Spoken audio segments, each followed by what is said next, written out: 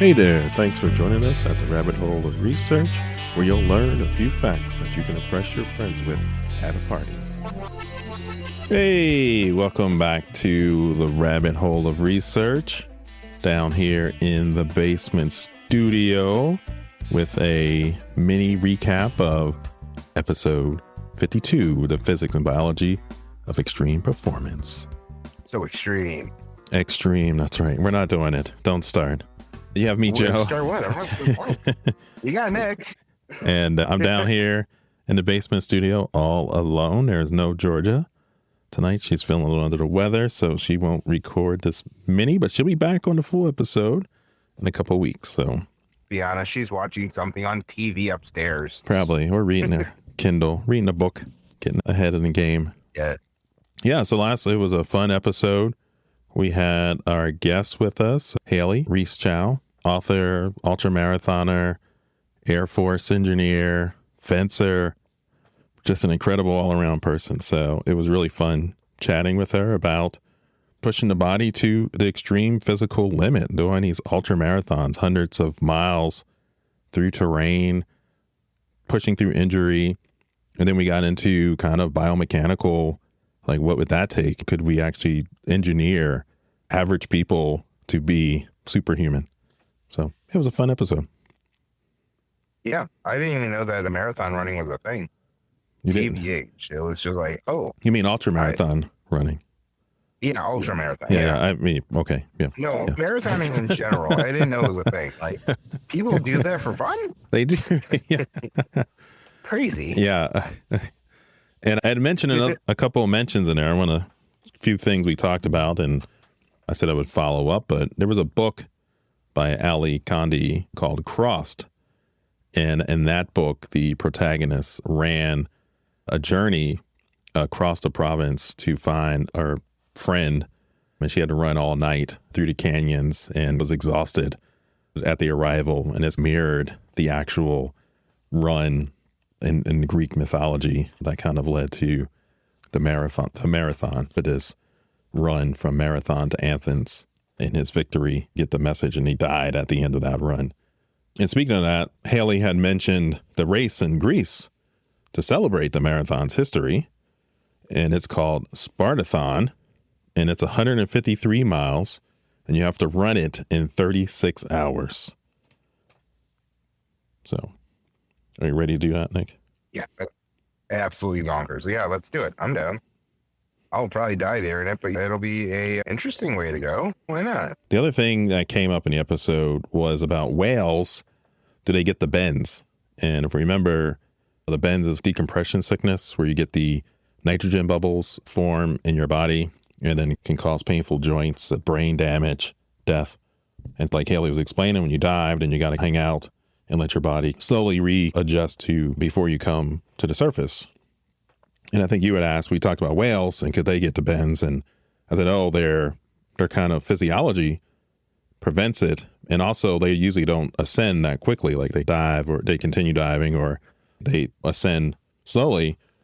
And that was true. They do have specialized kind of physiology. One cool thing they do is lung collapse. So they collapse their lungs during deep dives and they force their air into their kind of trachea where it can be absorbed into their bloodstream, preventing nitrogen buildup. And their oxygen is stored in their blood and muscles, not in their lungs. They're not using their lungs to actually pass oxygenate their blood in that case. And so what happens, can they get the bends? It is yes. And they found evidence of beached whales. And the idea is that if they have to suddenly ascend out of the water, and usually it's caused by human activity, like loud sonar or seismic surveys, which disrupts their diving patterns and then cause them to ascend quickly and these nitrogen bubbles to form in their tissues. So they can suffer from the bends, but generally they have a lot of mechanisms, physiological mechanisms to prevent that. Yeah. I never knew that. It was just like, ooh, like that their body can just do it so they don't just die doing it.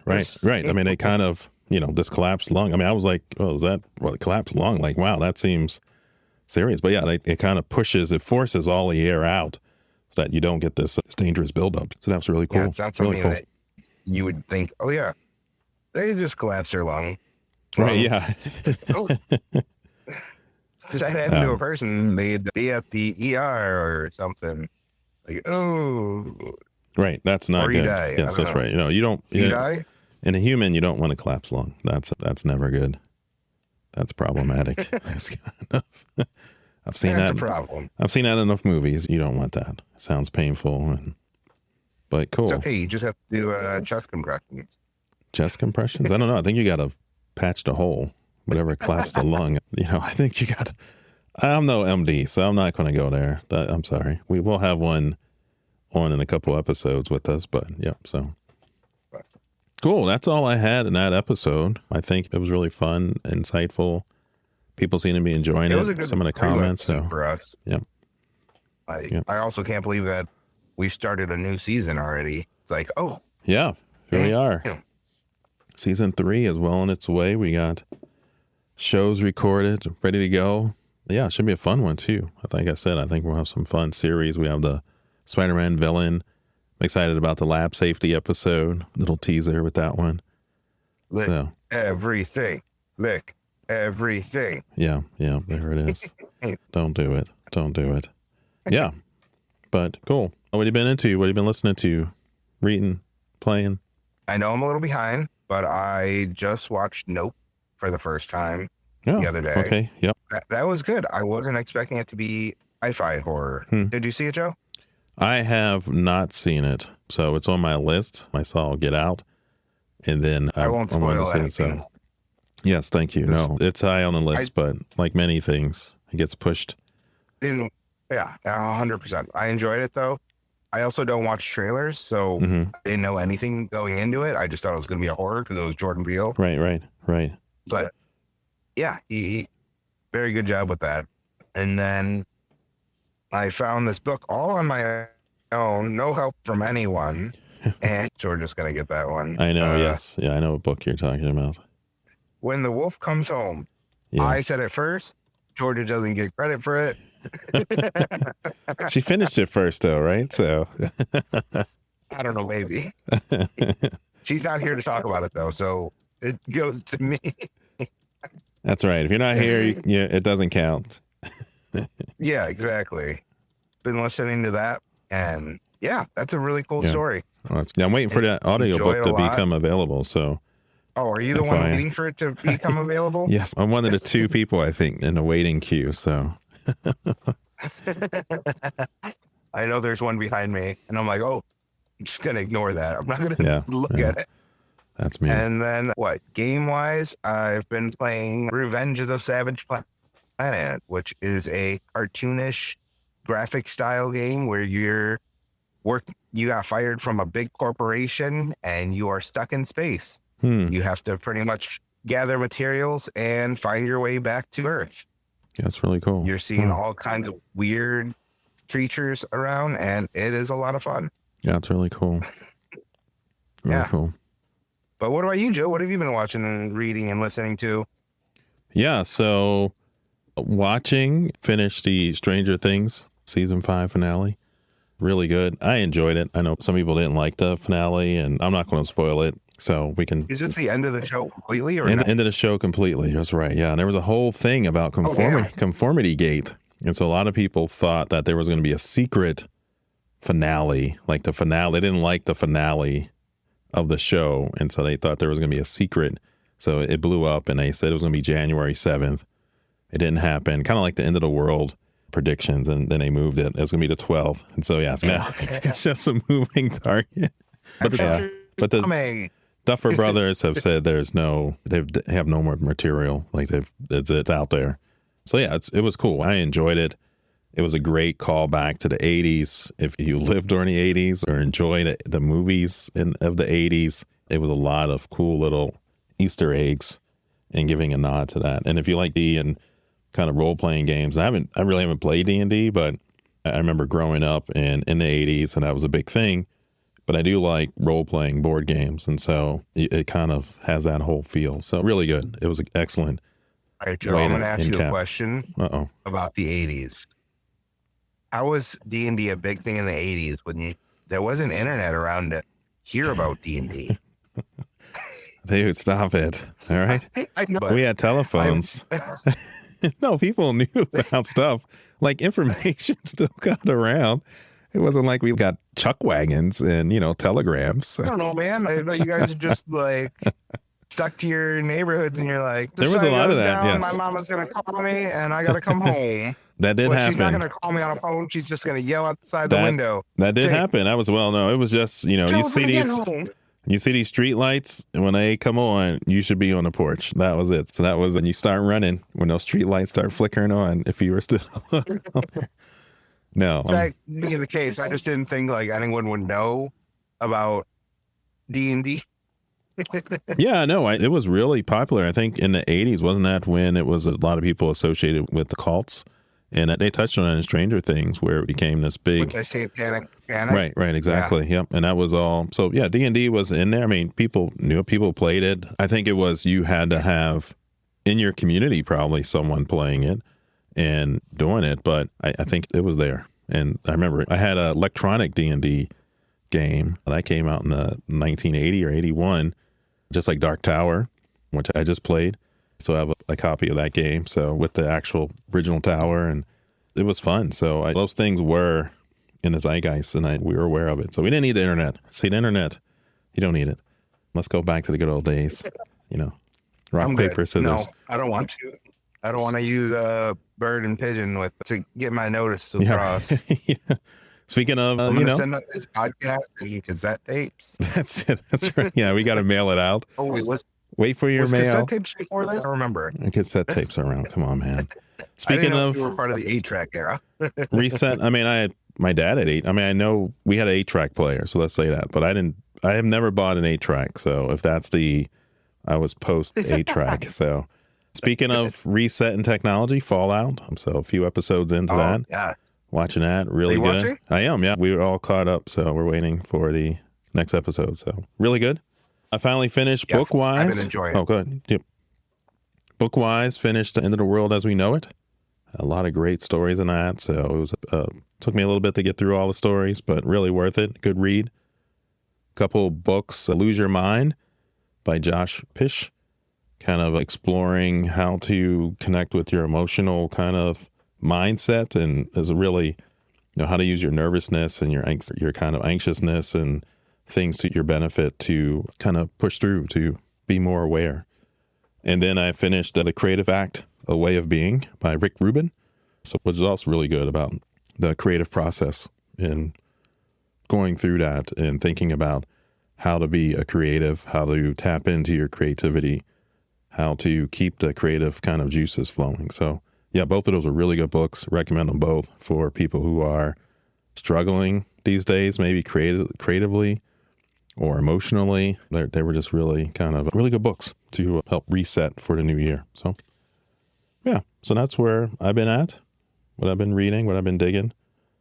So no video games. One that I forgot that I've been watching has been Marvelous Miss Mabel. Did you watch that? I haven't asked you, and I've been meaning to ask. No, I haven't seen that. I know what you're talking about, but I didn't see it.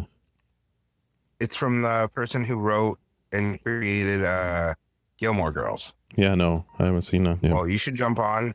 I'm not too far into it, so we can talk about it. Yeah, well, they'll put down a list. Yeah, we're going to watch. We're trying to watch the movie Sketch.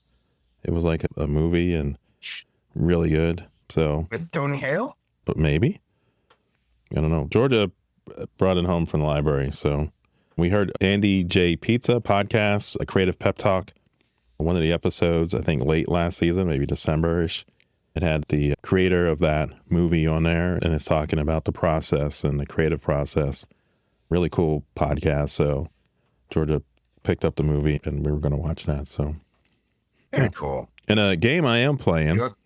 I haven't. Oh, you're playing a game? I play a game, and I haven't really played chess in some time. And we were at a friend's house, and then they had a board, and it was like, Joe, you got to play. And I was like, all right. So we played. And so, but there's an app I used to play called Really Bad Chess. And so I've started to play that now and go and do that. So instead of the normal setup of the board, you get this kind of randomized pieces based on your rank. And then, so you could have 3 rooks and 4 knights and 2 queens.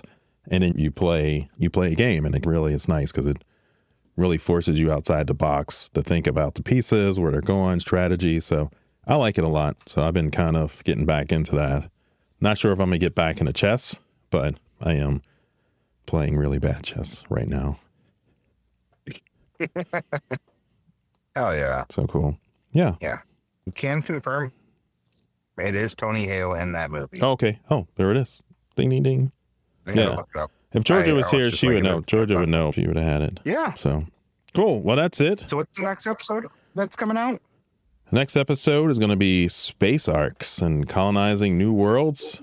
That's with the author Roland Pitts. So that's going to be a fun one. And then after that, we got What's Love Got to Do with It with Joe Compton. So yeah, For our Valentine's. for episode. Valentine's Which is or coming it'll be the 4th, but yeah, it's like a little bit. Yep. Under- And then a couple things we're doing. So we're going to be on but we're going to be on a podcast with Ben Tanzer's podcast. I'm going to be on Joe Compton's YouTube channel.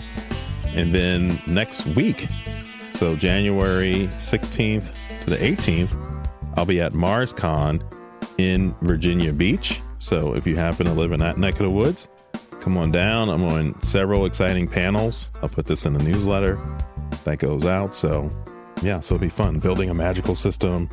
Donkey plus dragon equals babies. I kind of teased that the last one. I'll be giving a lecture on electron microscopy and mapping of the brain, how to build a dragon. So it's a lot of fun. I enjoy doing the panels, and I'll be how around. to build a dragon? How to build a dragon. What? Yeah, so dragon science. Making fire breathing, Not- flying. Oh, We're okay. Not how to train a dragon. Cool. No, we're I had not. to make sure. I was like, And we're not doing molecular genetics either. We're not going to have live animal experiments trying to biohack them. I think you should, and then That would be fun. That probably would. They probably could charge a lot more for that. So, what do they taste like? no, Tell we're me. not eating dragons. Cool. All right. So yeah, we got some busy stuff coming up. We're trying to get out more and, keep things rolling. So with that, you got Hell me, Joe? yeah. You got Nick. You got Nick. And we went down some mini holes. We did go down some holes, some mini holes. Stay curious, stay safe.